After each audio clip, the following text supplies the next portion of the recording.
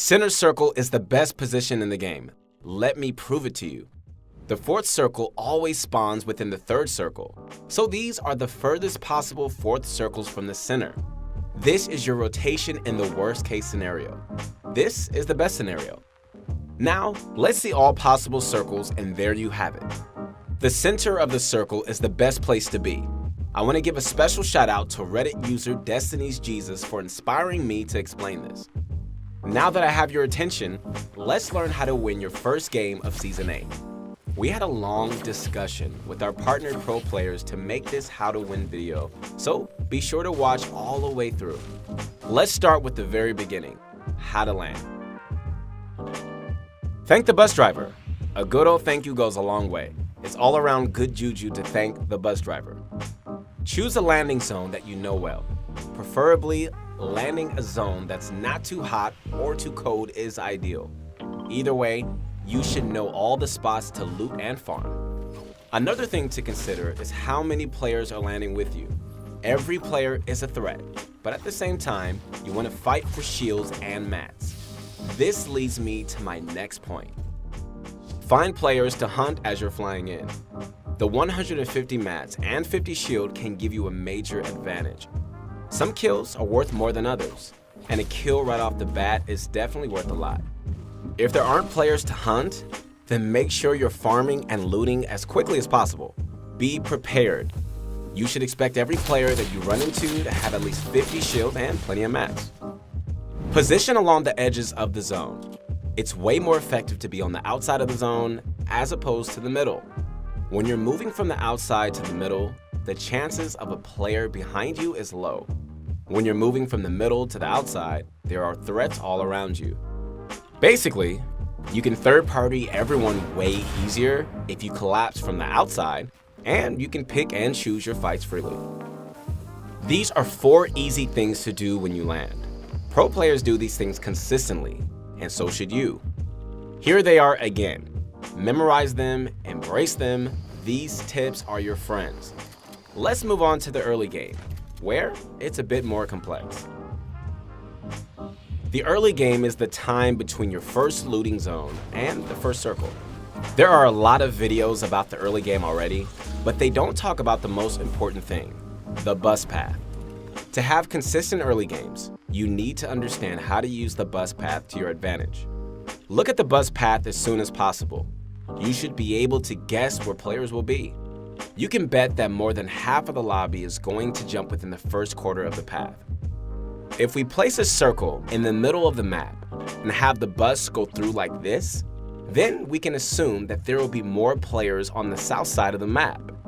We can go a step further and say that the southwest part will have even more players because there are more looting zones on that side. This means that the safest place is the northeast corner because it's the furthest away. This is exactly how pro players map out where everyone will be. You can also make smart rotations with this info. You can plan your route into the first circle by running through possibly unlooted zones. Keep in mind that you might find a fight or two because there is usually at least 1 player per looting zone. If you do get into a fight, then it's likely a 1v1, and you should always be confident in 1v1s. If the circle spawns on top of you, then you can make your way to the edge that will have less players. You might get caught in the rotation, so always be aware of your surroundings. It might seem like all I've been doing is teaching you how to avoid players, but that's not what I'm trying to do. I'm teaching you how to path like a pro and set yourself up for a great mid-game. You might not have used the bus path in the past, but start today. Your early games will become way more consistent, and you'll be 1 step closer to winning your first game. Let's consider the mid-game as the second and third circle. This is a really confusing part of the game, and I know a lot of players struggle here. That's why I don't want to overwhelm you. So here's a simple to-do list that will carry you to the end game. Make sure your loadout is complete and your mat count is healthy. You should already be taking smart routes based on what you know about the bus path. If you aren't comfortable taking a fight, then you should still have plenty of time to find loot and farm. Don't run headfirst into a third party. Third partying is different in the mid-game because it's really easy for players to join in. That's why you need to pick your fights. Do this by asking yourself one question. Can I join and end this fight quickly? You can measure how long a fight will take based on how much you have to build. If you have to build 50 meters into the sky, chances are you aren't ending that fight anytime soon. If the players are on ground level, then you can swoop in for the cleanup. Players that don't consider this simple question will lose time and time again in the mid-game. I really encourage you to take this simple approach. It's as close to a cheat code as you can find. End every fight quickly. Everyone is roaming around the map in the mid-game, so when they see a skyscraper, they're going to head on over. This is where all your hard work pays off. Use all of your fancy building and editing skills to quickly destroy your opponent. If you aren't confident in your building skills, then watch the analysis videos on this channel, or better yet, visit Pro Guides and check out our courses. The last thing to do is to set up for the endgame. This is really situational, but using the terrain of the map is something you can do every game. Remember what I told you in the beginning of the video? You can guess where the fourth circle will be, so find natural high ground in that area. If you can't rotate to the natural high ground, don't worry about it. Make a 1x1 in a safe spot or hide in a box. In this case, your goal is to wait for the fifth circle when it begins to move. Now, just a reminder, you can use this cone trick to scout. All you have to do is open the edit menu and you can look all around. The most common mid-game mistake is roaming around like a headless chicken. Make every step have a purpose, whether it's to find a fight, scavenge for loot, or farm mats. Also, don't forget to ask yourself the simple third-party question and most importantly, position yourself for the endgame. If you follow this to-do list, you'll punch a ticket into the endgame more often than not. You know the endgame is here when your palms start to sweat and easy edits become really difficult. It's totally okay to feel this way, but it's a problem if it's getting in the way of winning. Every endgame is unique, so I can't give you a direct guide. Instead, I'm going to give you something better. 8 tips to celebrate your first Season 8 Victory Royale. Rotate when everyone else is distracted. When you hear shots, start thinking about rotating. You should always have a rotation plan ready so you can act right when the first shot is fired. You will lose a lot more games if you just sit there and wait. Always keep an eye on your mat count. If you're full mats, then build, build, build. If you die in the end game with a ton of mats, you need to revisit what went wrong. If you're low on mats, then use old build and terrain for cover. One of my favorite things to do is to hide behind already built structures and rotate late when I'm low on mats.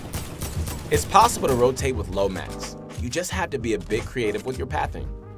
Go for natural high ground. Mountains and hills are an easy ticket to victory royales. This is something that everyone knows, but no one actually does. Natural high ground is the best in almost every single situation. Remember to fight back. Yes, you need to build, but you also need to fight back. If someone all-ins you, then you better act fast or else you're going to never win. Far too many players default into pencil warriors for no good reason. One thing that helps me is to think that if my opponent can shoot me, then I can shoot them. Always cover yourself when going for chip damage. Peeking out of a 1x1 is a quick way to die. A new trick I've seen is to make a door instead of a window. This way, you can peek out of a lower angle with more cover. Check out the difference between a window peek and a door peek. Try the door peek the next time. It works really well. Use your launch pads. Many pro players live and die by launch pad rotations. A good time to use launch pads is when the storm is close to you. If you launch pad too early, then everyone is going to shoot at you. When you wait for the storm to close in, your chances of being shot are much lower since players are rotating. This has been one of the most common ways to rotate since the beginning of competitive Fortnite. Take control of every wall around you. When you're in a tunnel, you need to own every single piece. You want the power to edit and move around whenever you need to. It's even more important to control every building in the middle of a fight. Always break and replace every single piece that isn't yours. Last but not least, play the game with an open mind. Now, you're not going to win every single endgame. If a player outplays you really badly, then it might be a good idea to watch the rest of the endgame. You can learn new tricks and analyze their gameplay when you're open-minded. You can't learn when you're being salty, So stay humble and go into each game with the goal of learning, and you'll have the first win before you know it. This is exactly how you're going to win your first game of Season 8. If you guys enjoyed the video, go ahead and like the video and subscribe to the channel. We're also really excited to announce that we want to do our next analysis videos on you guys. Send us your replays. We want to see how you guys are doing and how we can help you improve. The instructions are in the comments below. Hey, thanks again guys for watching. I'm Keith Allen Henson, and stay tuned for more videos coming out.